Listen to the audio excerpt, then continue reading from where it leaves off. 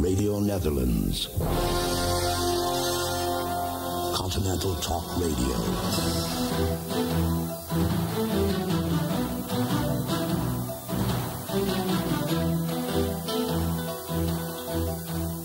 ඔබ මේ සවන් දෙන්නේ නෙදර්ලන්ත ගුවන් විදුලියේ media network වැඩසටහනටයි.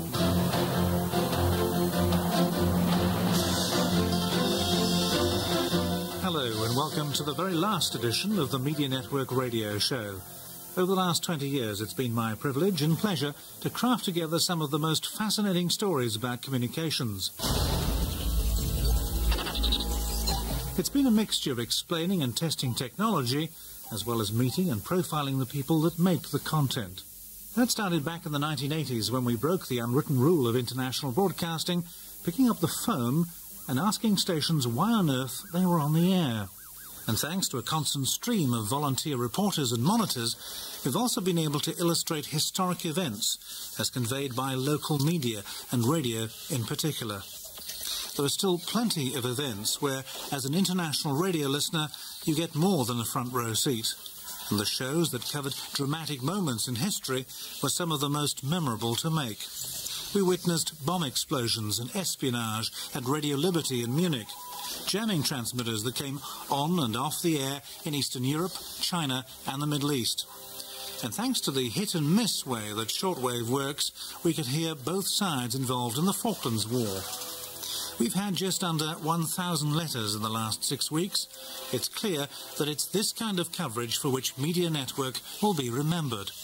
Our first flashback then is to April of 1982. The Falkland Islands in the South Atlantic Ocean are some 300 miles off the coast of South America. The Kelpers, as the islanders call themselves, knew the Argentines were coming as they sat through the night of April 1st into the 2nd, 1982, listening to the island's only radio station, the FIBS on medium and shortwave. Governor Rex Hunt broke the news. The radio station will stay open until further notice. But in the meantime, I would urge you all to remain calm and to keep off the streets. The Argentine forces arrived and switched off the FIBS soon after. They quickly renamed it LRA 60, Radio Nacional Islas Malvinas. Before the invasion, the only way to contact the island directly was by a phone link over shortwave. It was a Hadgodein of Radio Netherlands Frequency Bureau who looked up his logbook and suggested that we listened at 24146 kHz upper sideband. That was the frequency of the shortwave point-to-point station on the island. And by Monday, April 5th, 82, it was active with an ironic tape. This is a test transmission from a radio telephone terminal owned and operated by Cable and Wireless Limited in the Falkland Islands. This is a test transmission. The point-to-point station, owned by Cable and Wireless, had two antennae, one for routing phone calls direct to London, the other via Buenos Aires. Before the operators abandoned the station to the invaders, the antenna switch was jammed in the London position. So listeners in Europe could hear every word as the Argentine military engineers tried to establish links to Buenos Aires, reactivating the Marconi transmitters. Meanwhile, in London, the BBC World Service made rapid changes to the weekly music request programme destined for the Falklands. Hello, Mary White back with you again with a special edition of Calling the Falklands. But we begin with a special message for you all from the British Foreign Secretary, Lord Carrington. I'm taking this first opportunity to speak to all the British people of the Falklands and to send them a message of encouragement from us in Britain. But Lord Carrington resigned the next day. By Wednesday, April 7th, LRA 60, Radio Nacional Islas Malvinas, was being relayed back to Argentina on shortwave, carrying the news that the conquest had been successful. Muy al sur de nuestra América, en las Malvinas Argentinas, hay una ceremonia que fue como una oración. Meanwhile, the Argentine External Service was making changes too. Aquí RAE, Radiodifusión Argentina al Exterior. Hello, friends. This is RAE, the overseas service of the Argentine National Radio.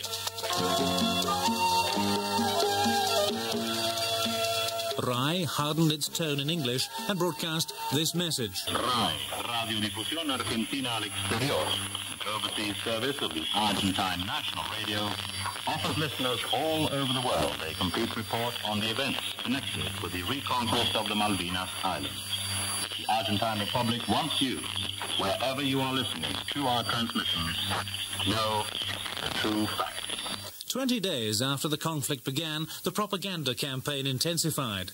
In the early hours of April 22nd, British shortwave listener John Hearn was tuning the dial, looking for signals from Radio Australia, but he bumped into a strange station on 17740 kilohertz. As I was moving between the stations at 10 minutes past midnight, the Big Ben struck.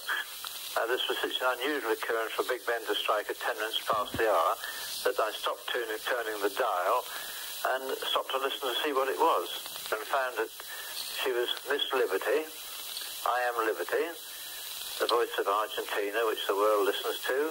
Then she gave football scores. She then proceeded to play Beatle music, and she's hot on Beatle music all the time. Her theme song, both opening and closing, is Yesterday.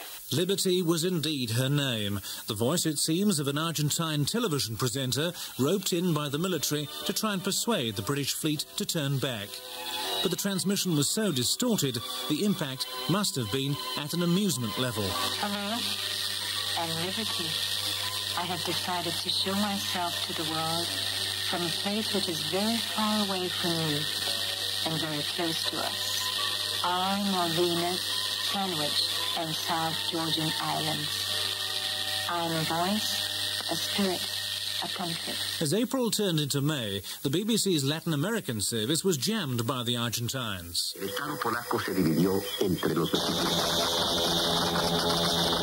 In Argentina, 3 private commercial stations were authorised to broadcast programmes towards the Falklands, bringing greetings from home. In London, the Ministry of Defence decided to join in the act. 971, Radio Atlántico del Sur. They took away a transmitter from the BBC on May the 19th to create a political clandestine radio station. They called it Radio South Atlantic on 9710 kilohertz. Muy buenas noches, estimados oyentes.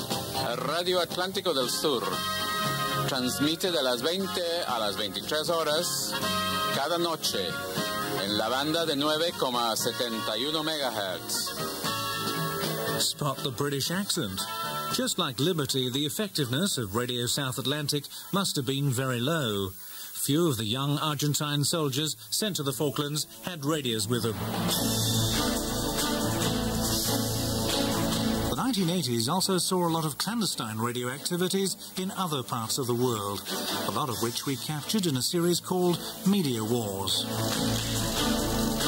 The Soviet Union has set up its own clandestine stations in the past to hit the audience in Iran.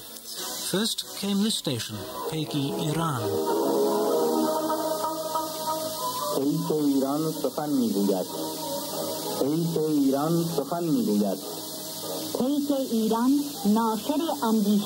That broadcast came from Sofia in Bulgaria, and it was jammed by the Shah of Iran's government, who set up a transmitter which broadcast on the same frequency. The songs went round and round on a loop of tape.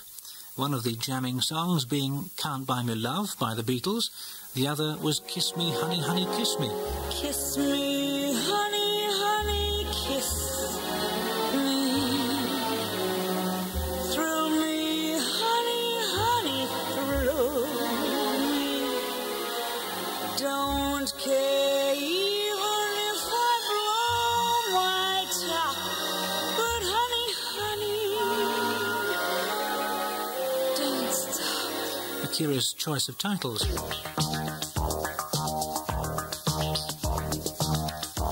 At the moment, Asia is the main centre for what's called black propaganda stations. In other words, an organisation that starts up a radio station that pretends to be somebody else. This is Radio PK. The Soviets have experimented with their version of Chinese broadcasting, not so much with Radio Peking, the external service, but with the Central People's Broadcasting stations that transmit to the domestic audience. By setting up powerful transmitters near the border, the Soviets are able to pick up the real Central People's Broadcasting Station off the air. And for 10 minutes of the half-hour broadcast, they simply relay the real program. But very soon they cut off the relay and then substitute their own commentary, which isn't so much pro-Soviet, but isn't exactly pro-Chinese either. And there's still an old clandestine around called Sparks, which pops up for very short broadcasts once or twice a week, always severely critical of the Peking government.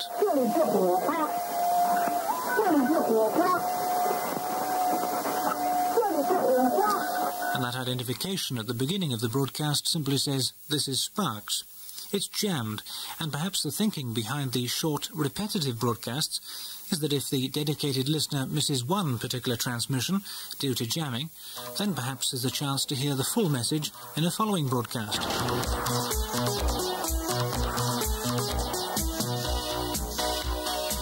Different sides tell, of course, different stories. Take the case of Liberation Radio, which many shortwave listeners around the world could hear back in 1974, being the voice of the South Vietnam Provisional Revolutionary Government, and designed to back the North Vietnamese in the war against the Americans and South Vietnamese, which raged until May 1975. The various theories as to where the transmitters were located. Some evidence makes it reasonable to assume that for some of the time the Provisional Revolutionary Government used 5 high-powered Chinese-built transmitters located in Kampuchea or Cambodia. However, there's also reasonable evidence that some transmitters in Hanoi were used for the broadcasts as well.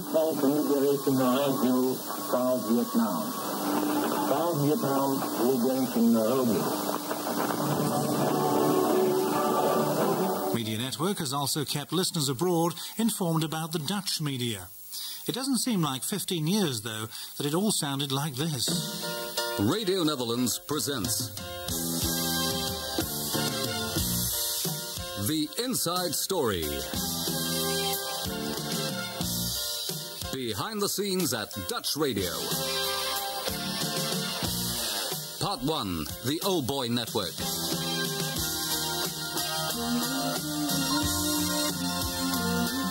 On the face of it, domestic broadcasting in the Netherlands looks pretty simple. For at least part of the day, 4 separate national networks are running side by side on the radio.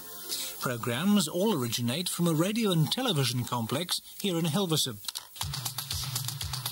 There's Hilversum 1, which runs 24 hours a day, and so never signs on or off. On medium wave, it's on 1008 kHz, plus on various VHF channels. It's the light and middle-of-the-road music channel, which also carries quite a bit of sport and spoken word.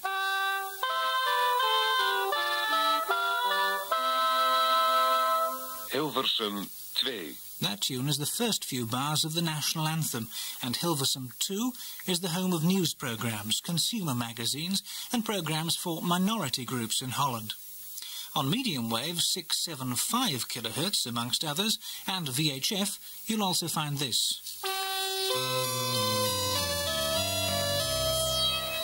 Hilversum 3. The 90s saw both a peak and decline of maritime communications on shortwave. Scheveningen Radio signed off in 1998. The year previously, we lost one of Media Network's most loyal contributors, Arthur Cushion. He had a terrific memory for his wartime activities as an official monitor in New Zealand, in days when there was no tape. No recordings, all handwritten. This is 1941-42, and at the same time I was monitoring for the Security Intelligence Service any broadcast which concerned New Zealand. We did pretty well, really. And did you get any feedback from people that, as a result of your monitoring, you managed to reunite? Yes, we had many cases of people being quite pleased. The time delay, Jonathan, was with the civilian internees, Prince, in Singapore. And that would be a couple of years before any information came out that they were alive. I can well remember a telegram from a woman who said, "God bless you and 1,000 thanks. Here ends worrying days and sleepless nights." They didn't have the communication with the next of kin in the camp, but at least they knew they're alive.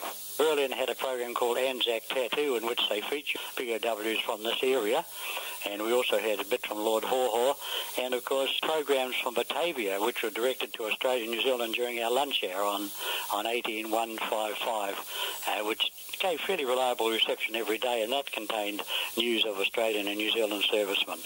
Because that was Batavia, now Jakarta, under Japanese occupation. Yes, and that's the same with Radio Singapore, which they renamed Shonan. At the start of the 90s, we made major profiles of the forces stations in Europe. The Brits added television services, and we learned about how the Americans started AFN from radio veterans such as Roy Neal. Some of the settings for the studios were straight out of a storybook. Take the castle setting for AFN Frankfurt. That was my first job with AFN. I was brought into the network and dispatched immediately to Frankfurt, actually to Höchst, the small town of Höchst am Main, which is a suburb of Frankfurt. There, they had stumbled across a castle owned by Otto von Brüning, who had been a Reich minister, not a Nazi, by the way, but he owned these castles, and they were on a magnificent property, and one of them had been built, somewhere around the 13th century, and the other had been built long even before that. The other one was really ancient. It had dungeons down in the basement with devils on them and so forth. And my first job with AFN was to go in and turn that into a broadcasting station, which we did. As a matter of fact, I'll never forget the day that they destroyed what had been the ballroom with a magnificent crystal chandelier, that they, in this case, were Army engineers with hatchets who went in there and chopped down that magnificent crystal chandelier and then covered the walls for me with Wehrmacht blankets so that we could get some acoustics in the studio that we could use. And what had been the ballroom of the von Brüning Castle became Studio A. The chapel, by the way, became the bar. In January 1991, we covered a Soviet invasion in Lithuania, as well as the complicated media connected with the Gulf War. Radio Baghdad opened several new services. Mother of Battles Radio. And English programs directed at the American troops. To the American soldier in the Saudi Arabia desert, there is nothing more expensive than peace. Live in your estate and let others live in their estate peacefully. In Media Network, we've covered the growth of large stations and smaller ones too.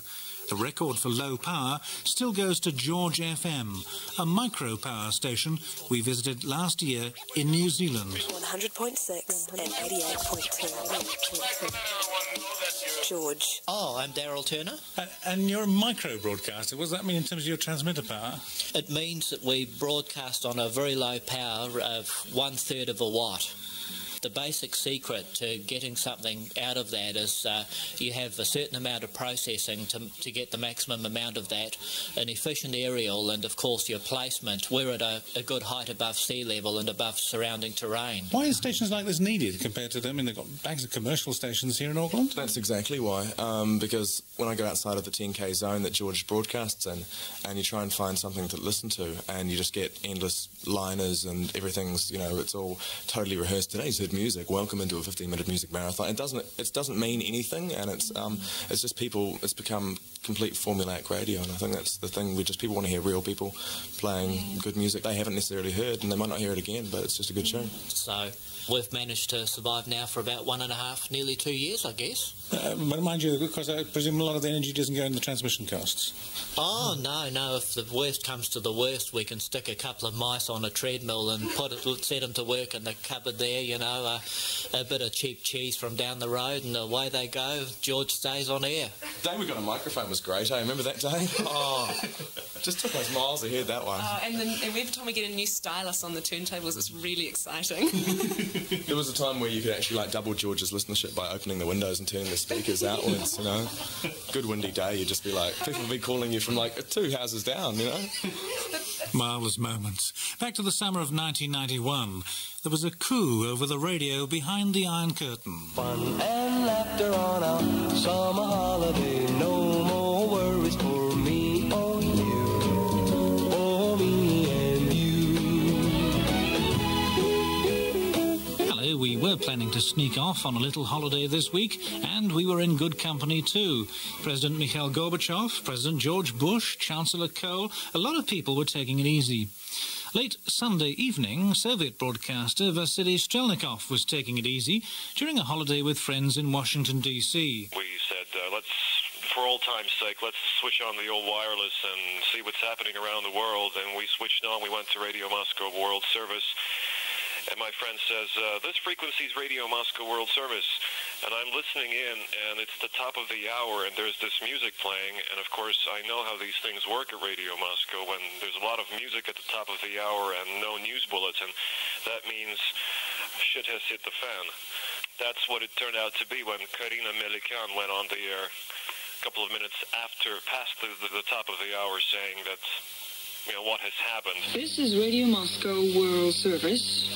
We now bring you Newsflash. Because of Soviet President Mikhail Gorbachev's inability to act as Soviet president, USSR Vice President Gennady Yanayev has taken over presidential powers in the country. Now, at this point, we could give up and simply get back to our holiday. After all, the 60-hour coup is over, although thousands of questions remain unanswered at this point.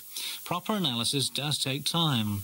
Richard Measham of BBC Monitoring in Caversham Park, England, has been following the situation closely. Some radio amateur equipment was shipped into the Russian Parliament building in Moscow, and that has been on the air since the middle of the day on the 20th of August, and in fact is still on the air on today, Wednesday.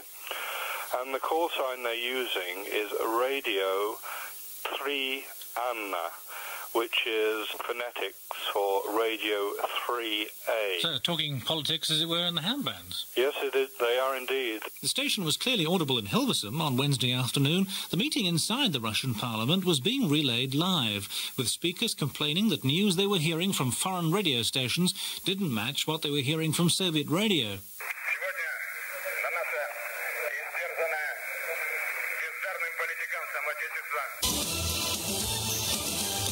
Radio Netherlands, where creative production lives on.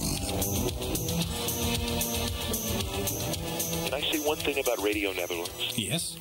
Radio Netherlands has done so much for Holland, too, because if you ask people around the world what their favorite shortwave stations are, you guys usually come out on the list, very close to the top.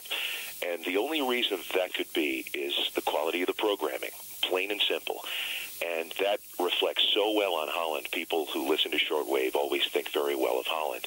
So congratulations to Radio Netherlands as well, not just Media Network.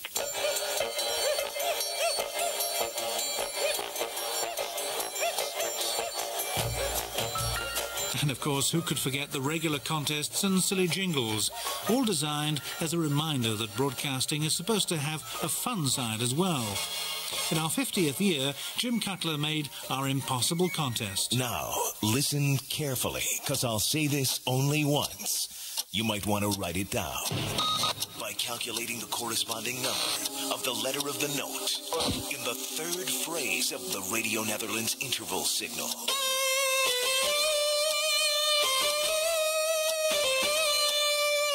And matching it to the local AC voltage in your country, divided by the ground conductivity at any friend's house, you'll get a combination. Simply add that to the IP address for the Central Intelligence Agency and log on to the relevant web page. Fill out the simple questionnaire. Then, complete the phrase that pays and dream up just 6 extra ways to increase sporadic E-ionization during the winter months. It couldn't be simpler. Email the results to the address at the bottom of the page. Not the top of the page, but the bottom. The first 100 entrants get a password of 34 random letters. It's simple. Search the sequence for well-known Dutch cities and exchange the winning combination at any participating radio or TV store displaying this sign. They'll give you a frozen chicken in the form of a bowling ball. Aim for the 5th sealed glass bottle on the right, which contains a 50th anniversary telephone card. It couldn't be easier. Give us a call in the next 30 minutes to claim the grand prize, or simply drop us a line to the ultimate contest, Radio. To arrive later than midnight next Thursday, and that's how you play and win. It's simple. Good luck. You're going to need it. Jonathan Marks. Eric Berchemar and Alfonso Montalegre helped us unravel mysteries in the Spanish-speaking world. The voice of the Basque underground started up in France and later moved across the Atlantic. 11 years later, Radio Euskadi would resurface, this time from the other side of the Atlantic, from Venezuela, which by then was home to over 1 million Spaniards who fled the civil war and the brutal Franco regime. Among them were about 2,000 Basque families, including Joe Azurza. He became president of the Basque Club in the Venezuelan capital Caracas in 1963. He and about 20 other young Basques decided to resume clandestine radio operations. It was decided that the radio production work would take place in Caracas, but it was only after months of searching they found a location for the transmitter and the antenna. They chose the town of Santa Lucia, about 20 miles outside Caracas in the Tuy Valley.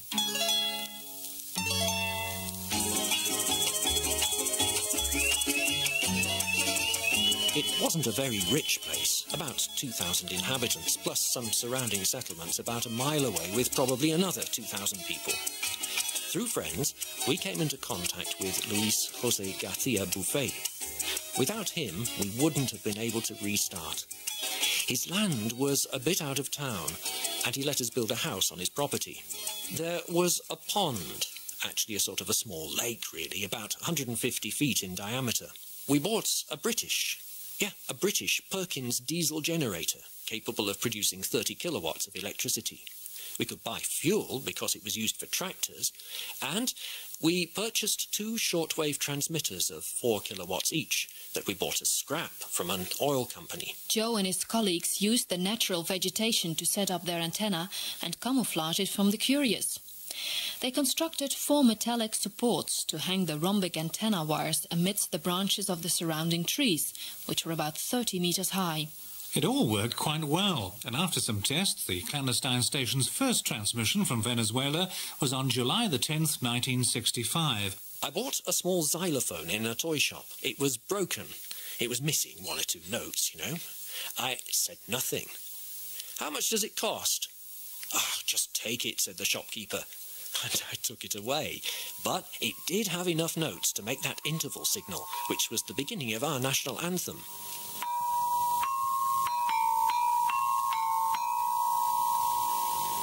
Hemen Euskadi irratia, Eusko erresistentziko gudarien deia.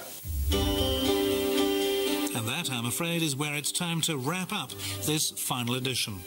There are hundreds of people I'd like to thank, but especially the regular team of Lou Josephs, Jim Cutler, Victor Gunatilika, Dan Robinson, Mike Bird, Brian Clark, and my co-host for many years, Diana Janse. There's been essential background support from my production secretary, Esther van der Pluim, and the technicians here at Radio Netherlands, who've helped us weave the show together each week without fail. It's also been an honour to work with those who sadly didn't live to see our 1000th show, namely Arthur Cushion, Pete Myers and Richard Chinby. I'd also like to thank Doug Boyd, George Wood, Kim Andrew Elliott, Wolf Harrant, David Hermges, Tom Sundstrom, Bob Tomolsky, Willem Boss, Roger Broadbent, Harold Kuhl, Steve Witt, Ehad Godijn and John Campbell for their support over the years.